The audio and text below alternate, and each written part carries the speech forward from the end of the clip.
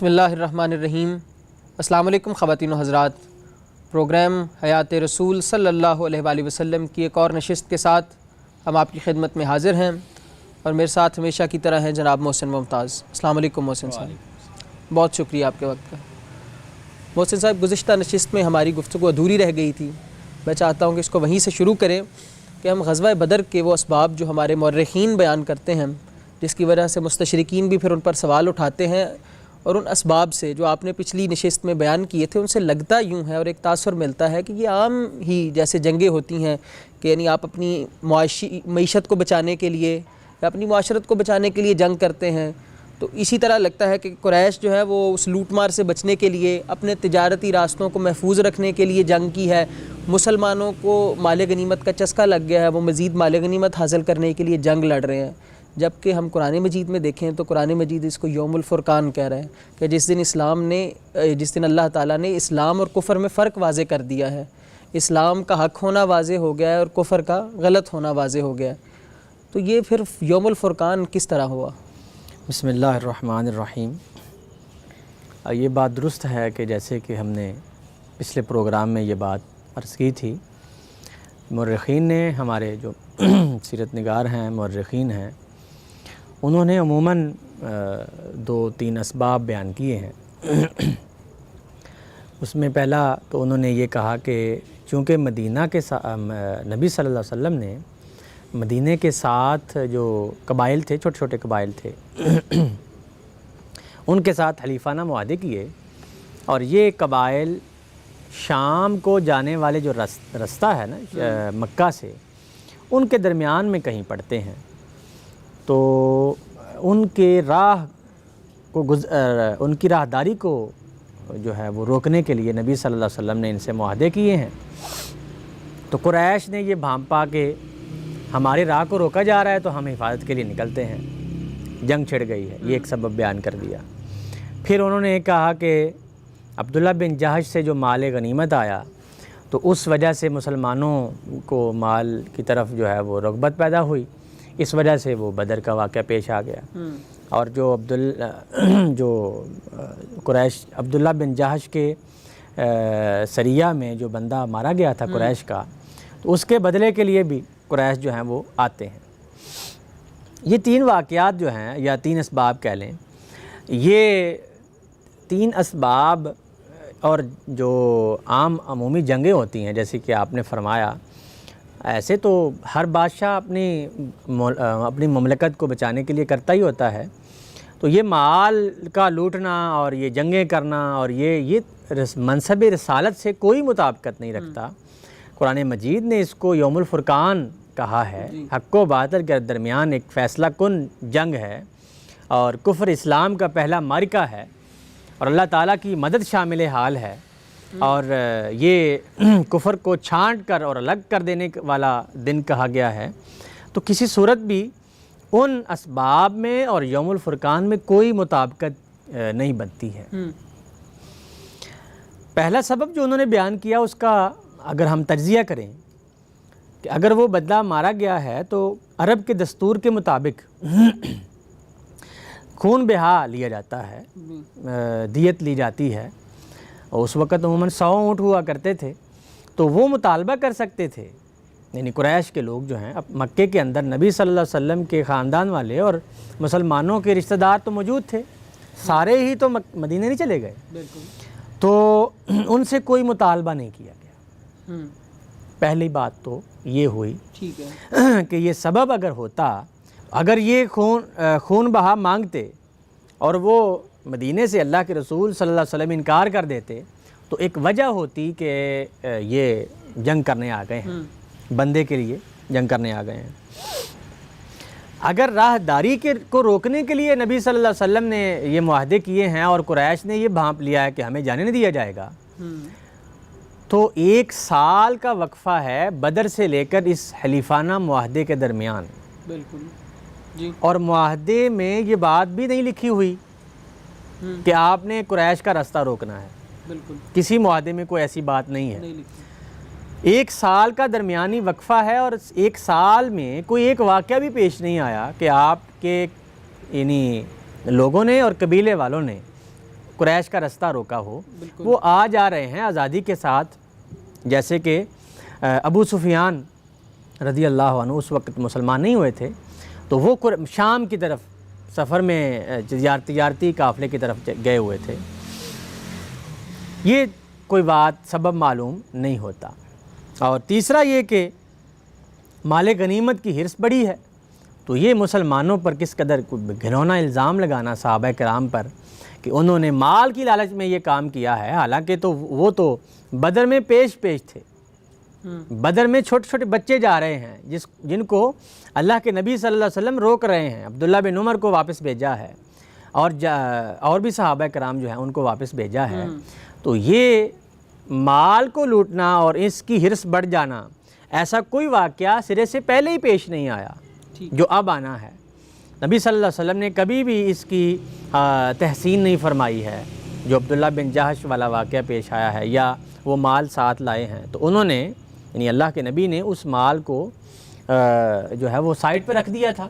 یہ تو بدر کے بعد تقسیم ہوا ہے. صحیح، بانٹا بھی نہیں، تقسیم نہیں ہوا. اگر تقسیم ہو جاتا تو ایک بات آپ اس میں سے نکال سکتے تھے کہ چلے مال آ گیا ہے تو اب مزید مال لینے کے لیے گئے ہیں، لیکن آپ نے اس کو تقسیم ہی نہیں کیا ہے. یہ 3 اسباب جو ہیں یہ قطعاً ان سے یہ معلوم نہیں ہوتا کہ جنگ جو بدر کا واقعہ ہے وہ ان اسباب کے تحت وقوع پذیر ہوا ہے. تو محسن صاحب میرا پھر آپ سے سوال یہی ہے کہ بدر کے اصل اسباب پھر کیا تھے؟ بدر کے جو اسباب ہیں وہ جو سیرت نگاروں ہی کی روایات سے معلوم ہوتے ہیں، وہ یہ کہ قریش مکہ انہوں نے اپنے بندے کے قتل کا بدلہ لینے کے لیے ہر قبیلے سے ایک بندہ چنا ہے اور اس بدلے کو مسلمانوں کو مٹانے کا ایک سبب بنا دیا ہے. یعنی قریش نے یہ جنگ کی پوری تیاری کر لی ہے کہ ہم نے مسلمانوں کو اب ختم کرنا ہے. یہ ان کا ذہن میں پہلے ہے. تو پلان وہاں سے پہلے ہوا ہے کہ قریش نے یہ تیاری کر لی ہے پوری. اور اب دیکھیں ابو جہل جو ہے وہ ہر قبیلے کے سردار کے پاس جا رہا ہے کہ پورے مکے سے لوگ جانے چاہیے. یعنی اس کو وہ پورے قوم کا مسئلہ بنا رہا ہے. پوری قوم کا مسئلہ بنا رہا ہے. پورے مکے میں جتنے افراد اس کو میسر آ سکتے تھے. اب دیکھیں بدر کے اندر قریش یعنی قریب 1000 بندہ ہے. اور ہر خاندان سے نمائندگی اس نے لی ہے. ہر خاندان سے لی ہوئی ہے. ہر خاندان سے نمائندگی لینا اور ہر بندے کو تیار کرنا اور اتنا بڑا لشکر لے کر جو ہے وہ شام کی طرف تجارتی قافلہ جو ابو سفیان کا تھا اس کی حفاظت کے لیے جانا. یعنی یہ بات پھیل گئی تھی کہ ابو سفیان جو ہیں وہ شام کی طرف گئے ہوئے تھے تجارتی قافلہ میں، اور پیچھے سے عبداللہ بن جہش کا جو واقعہ پیش آیا تو ابو سفیان کو یہ بات معلوم ہو گئی کہ اگر میں واپس جاؤں گا تو مسلمان پھر میرے مال پر حملہ کر لیں گے اور شاید لوٹ کے لے جائیں. تو اگر قریش اس کی حفاظت کے لیے جا رہے ہیں تو 1000 بندہ تو نہیں لے کے جانا نا. 1000 بندہ ساتھ لے کے جانے کے لیے قریش کے اس ابو سفیان کے جو قافلہ تجارتی قافلہ ہے اس کی حفاظت کے لیے 1000 بندہ تو نہیں لے کے جائیں گے. بالکل. بلکہ وہ تو چند 100 افراد ہوں گے جو اس کی حفاظت کے لیے مامور ہو جائیں گے اور وہ گزرتے وقت جو ہے وہ حفاظت کے ساتھ لے آئیں گے. تو اول تو یہ بات ہے. ٹھیک ہے. ابو سفیان کے معاملے میں یہ بات ہرگز درست نہیں ہو سکتی کہ کہاں شام ہے اور کہاں مکہ ہے. یہ خبر پہنچنا اور پھر واپس قریش کے پاس جانا اور پھر تیاری کرنا اور پھر بدر میں پہنچنا، یہ 1.25 مہینے تقریباً جو ہے یہ 1.25 مہینے میں جو بدر کا واقعہ پیش آتا ہے وہ نہیں ہو سکتا. ٹھیک ہے. یعنی اس واقعے کے بعد بدر کا جو مارکہ ہے اس میں تقریباً 1.5 ماہ کا، یعنی اصل سبب یہی بیان کیا جاتا ہے نا کہ مسلمان اصل میں ابو سفیان کے قافلے پر حملہ کرنے لگے تھے تو پھر ابو سفیان نے پیغام بھیجا اور پھر یہ سارے آئے. تو یعنی اس سارے واقعے میں اتنا وقت لگتا ہے کہ اتنا وقت لگا نہیں بدر میں. وہ تو تقریباً 3-4 مہینے لگ جائیں گے یہ خبر آنے میں، خبر جانے میں. تو یہ سبب جو ہمارے مورخین نے یا مستشرقین نے بیان کیا ہے کہ قافلے کی حفاظت کے لیے قریش نکلے تھے، تو قافلے کی حفاظت کے لیے نہیں بلکہ وہ مسلمانوں پر حملہ کے لیے نکلے ہیں، ٹھیک ہے، اسلام کو وہ ختم کرنے اسلام نکلے کو ختم کرنے کے لیے نکلے ہیں۔ اور آپ دیکھیے کہ ابو جہل ابو لہب کو کیا کہا ہے، قم یا ابا عتبہ فواللہ ما خرجنا الا غضبا لدینک و دین آبائک۔ ابو لہب کو جنگ کے لیے ابھار رہا ہے کہ اے ابو عتبہ اٹھو، اللہ کی قسم ہم صرف تمہارے اور تمہارے آبا کے دین کی حمیت میں نکل رہے ہیں، دین کی حمیت میں نکل رہے ہیں، ٹھیک ہے، مسلمانوں کو زج کرنا، ان کو نقصان پہنچانا یا ان کو ختم کرنا، یہ اصل مقصد ہے۔ اب وہ باقاعدہ جنگ کی تیاری میں لگ گئے ہیں اور انہوں نے یہ ارادہ کر لیا ہے کہ ہم پورے مکے سے ہر قبیلے کے فرد کو پوری قوم کا مسئلہ بنا کر مسلمانوں پر حملہ کرنے، اور جو نہیں جانا چاہ رہا تھا اس کو ذلیل کر کر کے بھی نکالا ہے۔ اس کو کہا ہے کہ اگر تم پیچھے رہ گئے تو ساری زندگی تمہارے پر ذلت مسلط ہو جائے گی، تم اس جنگ میں شریک نہیں ہوگے۔ یعنی اس کا مطلب کیا ہے، یہ بات اس بات کا تقاضا کرتی ہے کہ وہ اصلاً مسلمانوں کو ختم کرنے اور اپنا دین جو وہ صحیح سمجھ رہے تھے اس کی سربلندی کے لیے نکلے ہیں۔ بالکل، اور وہ جو کعبے کے پاس اس نے دعا کی ہے اس سے بھی آپ پتہ چل جاتا ہے۔ دیکھیے کہ وہ کعبے کے پاس جا کر دعا کر رہا ہے کہ اے اللہ، اس شخص کو، یعنی اللہ کے نبی صلی اللہ علیہ وسلم کے خلاف بد دعا کر رہا ہے کہ اس شخص کو ختم کر جو رشتوں کو کاٹنے والا اور ہمارے دین کی مخالفت کرنے والا ہے۔ اس قدر سخت الفاظ میں وہ اللہ سے دعا کر رہا ہے اور اپنے قریش کے سرداروں کو، جس میں ابو امیہ بن خلف ہے، سہیل بن عمر ہے، شیبہ ہے، عتبہ ہے، عباس بن عبد المطلب ہیں جو اس وقت مسلمان نہیں ہوئے تھے، ابو البختری ہے، نبیہ بن حجاج ہے اور منبع بن حجاج، یہ نام سیرت نگاروں نے لکھے ہیں۔ یہ قبائل کے سردار ہیں اور یہ سارے کے سارے مل کر اب جنگ کے لیے تیاری کر رہے ہیں، یہ دعائیں کر رہے ہیں کہ اللہ ہمیں فتح نصیب فرما۔ تو اب اس طرف مسلمان ہیں جو تیاری کر رہے ہیں، اس کو کہتے ہیں یوم الفرقان۔ یعنی یہ وہ دن ہے کہ جب تم دعائیں کر رہے تھے کہ اے اللہ، جو حق پر ہو، جس کے ساتھ تو ہے، اس کو نصرت عطا فرما، اور جو مخالف ہے اس کی جڑ کاٹ ڈال۔ یہ تو دعائیں ہو رہی تھی نا، تو وہ قریش جو دعائیں کر رہے تھے ان پر الٹی کیوں پڑی ہیں؟ اللہ نے فرمایا یہ یوم الفرقان ہے، یہ حق و باطل میں تمیز کرنے والا اور قاطع دابر الکافرین ہے، کافروں کی پیٹھوں کو ختم کر دینے والا، کاٹ ڈالنے والا دن ہے۔ تو اللہ تعالیٰ نے اس کو اس وجہ سے یوم الفرقان کہا کہ اس میں وہ جو دعائیں ہو رہی تھیں کفار کی طرف سے، مشرکین مکہ کی طرف سے، اس کو پورا کر دیا گیا ہے کہ تم یہی مانگ رہے تھے کہ اے اللہ حق کو واضح کر دے، تو لو حق واضح ہو گیا ہے، اور اب تمہارے پاس سوائے ایمان لانے کے باقی جو بچ گئے تھے کوئی اور چارہ نہیں بچا ہے۔ یہ واضح طور پر جو ہے پہلا سبب معلوم ہوتا ہے جنگ بدر کا۔ تو محسن صاحب، یہ تو ہم نے جانا کہ قریش جو ہے وہ کس سبب سے جنگ کی تیاری کر رہے تھے، میں جاننا چاہوں گا کہ اس کے رد عمل میں مسلمانوں کی طرف سے کیا تیاریاں ہو رہی تھیں؟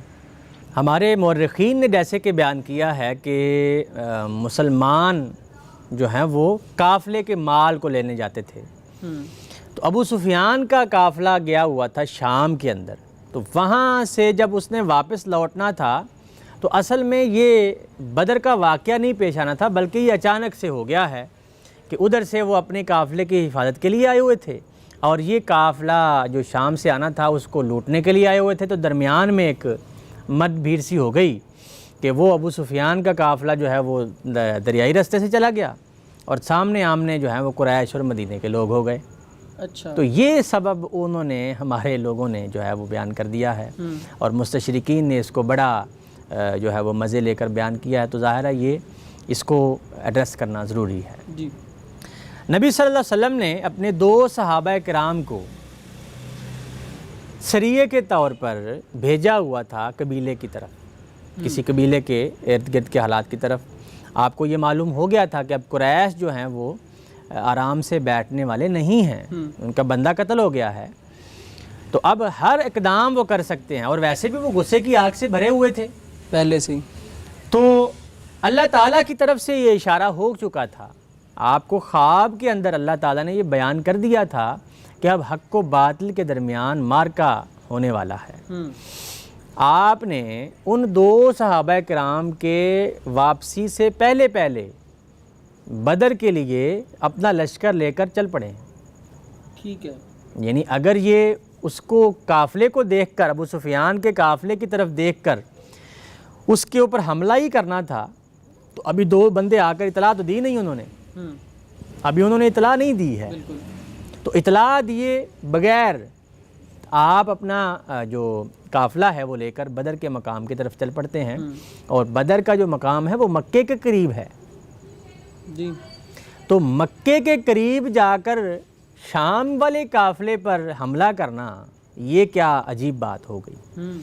یعنی یہ تو اپنے آپ کو ختم کرنے والی بات ہے نا، کہ آپ دشمن کے علاقے پر جہاں کا بندہ آپ سے قتل ہو گیا ہے وہاں پر ہی جا کر آپ اس کے قافلے کو لوٹ رہے ہیں ٹھیک ہے، اور مال لینے کے لیے جا رہے ہیں۔ تو یہ کیا عجیب ترین بات ہے جو رسول اللہ صلی اللہ علیہ وسلم کی حکمت اور دانائی اس کے بالکل خلاف ہے۔ ہرگز یہ بات ہو ہی نہیں سکتی کہ اللہ کے رسول اس لیے جو ہے وہ وہاں پر گئے ہیں۔ اللہ تعالیٰ نے آپ کو یہ دکھا دیا تھا خواب کے اندر، اور آپ نے صحابہ کرام کو یہ بات بیان بھی کی ہے۔ وہ کچھ صحابہ ہیں، کچھ آپ کے ساتھی تھے جن کے ذہن میں یہ بات تھی کہ ہمارا جو مقابلہ ہے وہ اس قافلے کے ساتھ ہو جائے، ٹھیک ہے، قریش کے ساتھ نہ ہو۔ قرآن مجید نے اس کو بیان کیا ہے۔ اللہ تعالیٰ فرماتا ہے یہ صحابہ کرام کے اس اقدام کے بارے میں، کما اخرجک ربک من بیتک بالحق، اسی طرح کی بات اس وقت ظاہر ہوئی جب تمہارے رب نے ایک مقصد کے ساتھ تمہیں گھر سے نکلنے کا حکم دیا تھا۔ تمہارے رب نے حکم دیا تھا۔ اب چونکہ ہم سیرت کو قرآن مجید سے دیکھ رہے ہیں، بالکل، قرآن مجید مستند ترین اور متواتر ہے، ظاہر ہے قطعی ثبوت ہے، جو وہ بات کہتا ہے وہ حق ہے، جو بیان کرتا ہے وہ درست ہے۔ اگر تاریخ میں، سیرت میں یا کہیں کسی روایت میں بات آ جائے تو ہم قرآن مجید کی روشنی میں دیکھیں گے کہ بات درست ہے کہ نہیں ہے۔ تو اللہ تعالیٰ کیا فرما رہا ہے کہ رب نے حکم دیا تھا، اس کا مطلب یہ ہے کہ اللہ کے نبی صلی اللہ علیہ وسلم مدینے سے جب چلے ہیں تو رب کے حکم سے چلے ہیں۔ اور مسلمانوں میں سے ایک گروہ کو یہ بات ناگوار تھی، مسلمانوں میں سے ایک گروہ تھا، اس کو یہ بات ناگوار تھی کہ یہ کفار کے ساتھ جو ہے وہ مقابلہ نہ ہو جائے، کیونکہ وہ حفاظت کے لیے آ رہے ہیں۔ وہ تم سے امر حق میں جھگڑ رہے تھے، بات بحث کر رہے تھے کہ یہ نہ ہو، باوجود یہ کہ حق ان پر اچھی طرح واضح ہو چکا تھا۔ اسے یہ بات معلوم ہوتی ہے کہ ابھی ایمان جو ہے وہ دلوں میں پوری طرح راسخ نہیں ہوا ہے۔ معلوم ہوتا تھا کہ وہ موت کی طرف ہانکے جا رہے ہیں اور اسے دیکھ رہے ہیں کہ یہ واقعہ سر انجام ہو جائے گا۔ تو نبی صلی اللہ علیہ وسلم اللہ کے حکم سے بدر کے مقام کی طرف جاتے ہیں، اور یہ اللہ تعالیٰ کی منشا کے مطابق ہوتا ہے، اور اللہ کے نبی صلی اللہ علیہ وسلم وہاں پہ دعائیں کر رہے ہیں۔